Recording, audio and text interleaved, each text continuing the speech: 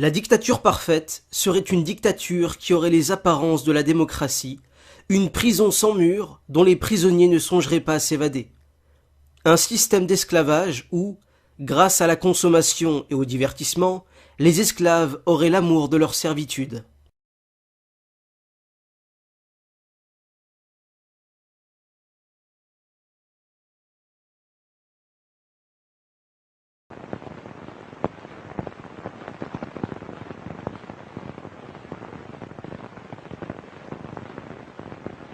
This is Aldous Huxley, a man haunted by a vision of hell on earth. A searing social critic, Mr. Huxley, 27 years ago, wrote Brave New World, a novel that predicted that someday the entire world would live under a frightful dictatorship. Today, Mr. Huxley says that his fictional world of horror is probably just around the corner for all of us. We'll find out why in a moment. The Mike Wallace Interview, presented by the American Broadcasting Company in association with the Fund for the Republic, brings you a special television series discussing the problems of survival and freedom in America. Good evening, I'm Mike Wallace.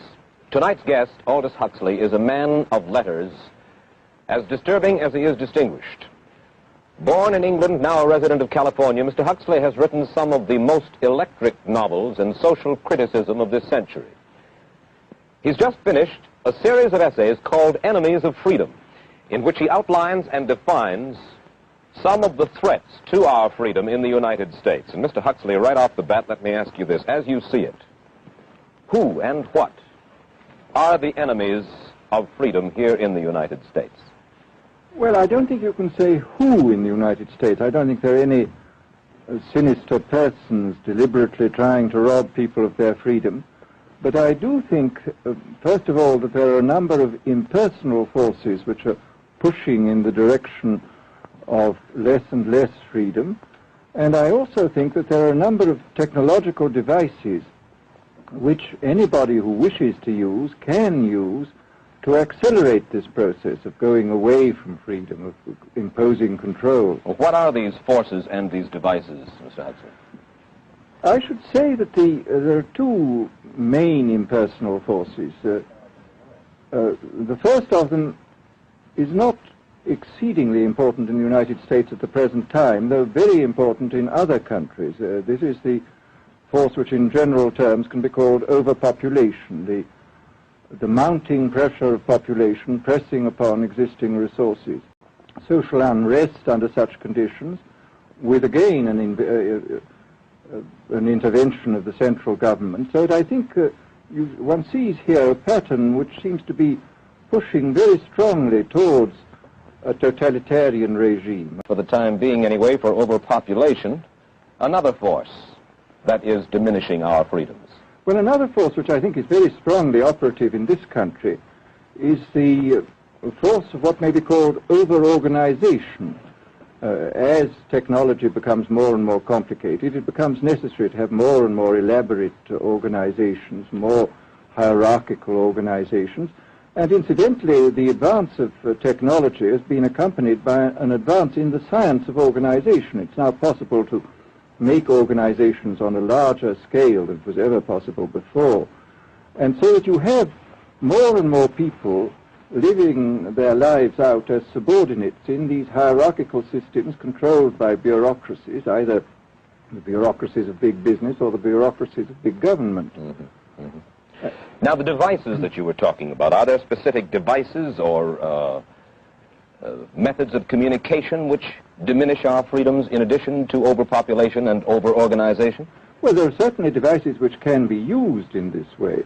I mean, let us take, after all, a piece of very recent and very painful history is the propaganda used by Hitler, which was incredibly effective. I mean, what were Hitler's methods? Hitler used terror on the one kind, brute force on the one hand, but he also used a very efficient form of propaganda, which he was using every modern device at that time. He didn't have TV, but he had the radio, which he used to the fullest extent, and was able to impose his will on an immense mass of people. I mean, the Germans were a highly educated people.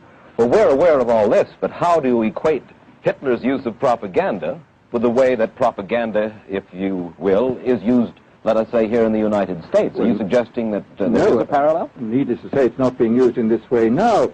But the point is, it seems to me, that there are methods at present available, methods superior in some respects to Hitler's method, which could be used in a bad situation. I mean, what I feel very strongly is that we mustn't be caught by surprise by our own advancing technology. This has happened again and again in history.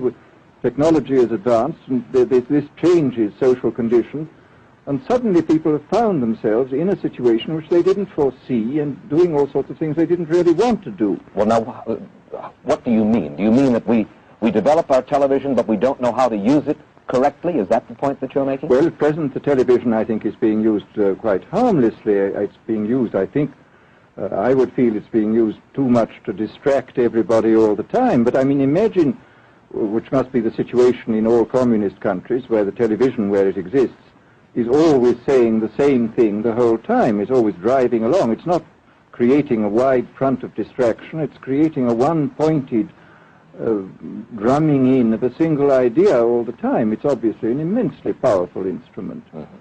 So you're talking about the potential misuse of the instrument. Exactly. We have, after all technology is in itself morally neutral. These are just powers which can either be used well or ill. It's the same thing with atomic energy. We can either use it to blow ourselves up, or we can use it as a substitute for the coal and the oil, which are running out. You've even written about the use of drugs in this light. Well, now, this is a very interesting subject. I mean, in this book that you mentioned, this book of mine, Brave New World, I postulated a substance called soma, which was a very versatile drug. It would make people feel happy in small doses. It would make them see visions in medium doses, and it would send them to sleep in large doses. Now, I think what is going to happen in the future is the dictators will find, as the old saying goes, that you can do everything with bayonets except sit on them. That if you want to preserve your power indefinitely, you have to get the consent of the ruled. And this they will do partly by drugs, as I foresaw in Brave New World, partly by these new techniques of propaganda. They will do it by bypassing the sort of rational side of man and appealing to his subconscious and his deeper emotions and his physiology even, and so making him actually love his slavery. I mean, I think this is the danger, that actually people may be in some ways happy under the new regime, but they will be happy in a situation where they oughtn't to be happy. But let me ask you this. You're talking about a world that could take place within the confines of a totalitarian state. Let's become more immediate, more urgent about it. We believe, anyway, that we live in democracy here in the United States. Do you believe that this brave new world that you talk about could, let's say in the next quarter century, the next century, could come here to our shores?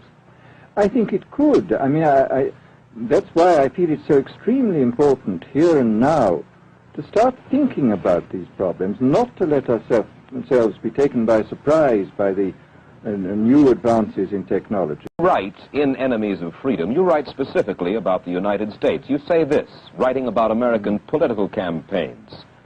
You say, all that is needed is money and a candidate who can be coached to look sincere. Political principles and plans for specific action have come to lose most of their importance. The personality of the candidate, the way he is projected by the advertising experts, are the things that really matter. Well, this is, during the last campaign, there was a great deal of this kind of statement by the advertising managers of the campaign parties, this idea that the candidates had to be merchandised as though they were soap or toothpaste, and that you had to depend entirely on the personality. I mean, the personality is important, but there are certainly people with an extremely amiable personality, particularly on TV, who might not necessarily be very good in positions of political trust. In your writing, particularly in Enemies of Freedom, you attack Madison Avenue, which controls most of our television and radio, advertising, newspaper advertising, and so forth. Why do you consistently attack the advertising agency? Well, no, I think that advertisement plays a very necessary role, but the danger, it seems to me, in a democracy is this. I mean, what does a democracy depend on? A democracy depends on the individual voter making an intelligent and rational choice for what he regards as his enlightened self-interest in any given circumstance. But what these people are doing, I mean, what both for their particular purposes, for selling goods, and the dictatorial propagandists are doing, is to try to bypass the rational side of man and to appeal directly to these unconscious forces below the surface, so that you are, in a way, making nonsense of the whole democratic procedure, which is based on conscious choice on rational grounds. In an age of accelerating overpopulation, of accelerating overorganization, and ever more efficient means of mass communication, how can we preserve the integrity and reassert the value of the human individual? You put the question. Now here's your chance to answer it, Mr. Huxley. Well, this is obviously, first of all, it's a question of education. I think it's terribly important to insist on individual values. I mean, there is a tendency, as you probably read a book by White, The Organization Man, a very interesting, valuable book, I think, where he speaks about the new type of group morality, group ethic, which speaks about the group as though the group was somehow more important than the individual. But this seems, as far as I'm concerned, to be in contradiction with what we know about the genetical makeup of human beings, that every human being is unique. And it is, of course, on this genetical basis that the whole idea of the value of freedom is based. And I think it's extremely important for us to stress this in all our educational life. And I would say it's also very important to teach people to be on their guard against the sort of verbal booby traps into which they're always being led, to analyze the kind of things that are said to them. Well, I think there is this whole educational side, and I think there are many more things that one could do to strengthen people and to make them more aware of what was being done. Mr. Huxley, let me ask you this, quite seriously. Is freedom necessary? As far as I'm concerned, it is, yes. Why? Is it necessary for a productive society? Yes, I should say it is. I mean, a genuinely productive society. I mean, I think you could produce plenty of goods without much freedom, but I think the whole sort of creative life of man is ultimately impossible without a considerable measure of individual freedom, that initiative, creation, all these things which we value, and I think value properly, are impossible without a large measure of freedom. Well, Soviet Russia, it is strong and getting stronger economically, militarily. At the same time, it's developing its art forms pretty well. It seems not unnecessarily to squelch the creative urge among its people, and yet it is not a free society. It's not a free society, but here is something very interesting, that those members of the society, like the scientists, who are doing the creative work, are given far more freedom than anybody else. I mean, it's a privileged aristocratic society in which, provided that they don't poke their noses into political affairs, these people are given a great deal of prestige, a considerable amount of freedom, and a lot of money. Is a people on the whole with very little freedom, but with an oligarchy on top, enjoying a considerable measure of freedom and a very high standard of living. And the people down below, the epsilons down below, enjoying very little. So then, perhaps we should investigate further the possibility of the establishment of that kind of a society, where the drones work for the queen bees up above.